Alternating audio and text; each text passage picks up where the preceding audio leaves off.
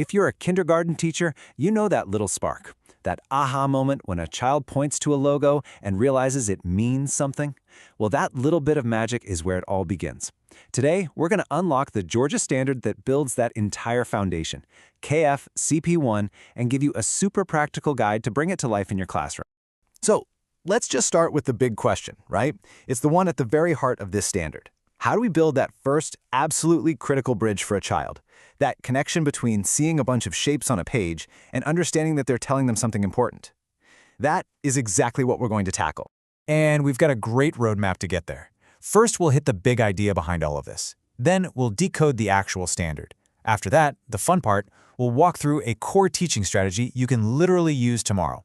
Then, we'll pack your toolkit with even more ideas and wrap up with how to know it's all sinking in. Ready? Let's dive. Okay, first things first. Let's talk about the why. Because before you can build a house, you have to pour a solid foundation, right? Well, in the world of literacy, that foundation has a name, concepts of print. So concepts of print, it sounds kind of formal, but it's really simple. It's just the awareness that all this written stuff around us, in books, on signs, on posters, it all carries a message. It's that moment a kid realizes that print isn't just decoration, it's communication. This understanding is the absolute bedrock for everything else that follows in reading. And here's the crucial piece of that puzzle. It's getting that words and pictures are a team. They work together. That picture of a puppy isn't just a cute drawing. It helps us understand the letters P, U, P, P, Y right next to it. And those letters, they tell us exactly what the picture is about. They're a really powerful duo. All right, so now we see how this big idea gets built into the standard itself. Let's think of this standard as the official blueprint for what our kindergartners need to learn. And here it is. It's so simple, so direct, and honestly so powerful. The goal is for students to understand that texts communicate messages. Now, notice what it doesn't say. It doesn't say they have to read the messages yet. Nope. The entire focus here is on just getting the purpose of print first. This phrase right here is our guiding star. So, what's that actually look like in a kindergarten classroom? Well, it means we're teaching our students to be little detectives. When they look at a page in a book or a sign on the wall, they need to learn to see the different clues. They start to see that it's not just a jumble of things, but distinct categories of information. And this sorting of clues is totally key. On one side, you've got the visuals, the pictures, the graphics that show us something. And on the other side, you have the symbols, the letters, the words, the numbers that tell us something. Our job is just to help students see and name these different parts of the message. Okay, we've covered the what and the why. Now for my favorite part, the how.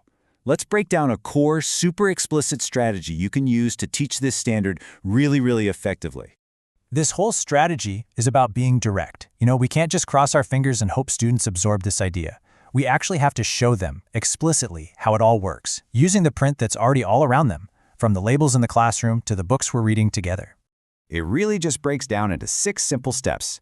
First, you introduce the goal. Say something like, hey friends, today we're going to see how words and pictures team up. Second, you model it with something easy like a classroom label. Point to the picture, then the words. Then, step 3 is the magic moment. You connect them. Say, see, the picture of the blocks helps us know this word says blocks.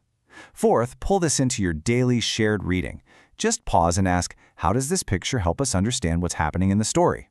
Next, let them practice by explaining the connection on another page. And finally, step 6 is the most important. Repeat. Do it with charts, signs, and books all over the school. That core strategy is a real game changer. But hey, why stop there? Let's stock your teaching toolkit with a few more simple, high-impact strategies you can sprinkle in every single day. Just think about your daily routine.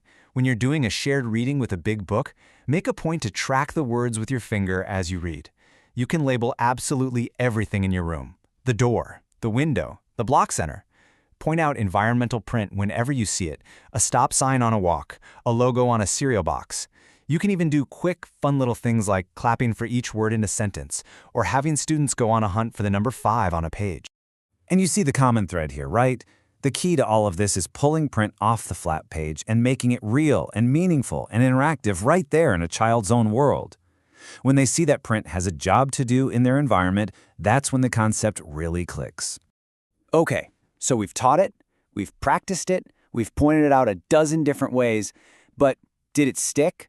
Let's move to our final section, how we can actually see the evidence of their learning. This is that crucial feedback loop for us as teachers, isn't it? How can we see, just through simple observations and chats, if our students have truly gotten the idea that texts communicate messages? Well, it's probably easier than you think. This chart gives us some awesome, really low prep ways to check for understanding. I mean, you could just hold up a wet floor sign from the hallway and ask, what is this sign telling us to do? A student who gets it won't just say, wet floor. They'll connect it to the meaning. It means be careful so we don't slip. Or you could ask them to clap for each word you point to in a sentence. That shows they see words as separate units. Or have them touch each letter in their name. These are all powerful, observable signs that the concept is taking root. So there you have it, the why, the what, and the how for teaching this foundational and frankly fun standard. Now the final and most important step is just putting it into action. So think about all these little ideas we've covered, the explicit modeling, the classroom labels, the word clapping. Which one of these can you easily weave into your day tomorrow to help your amazing students unlock the code of print?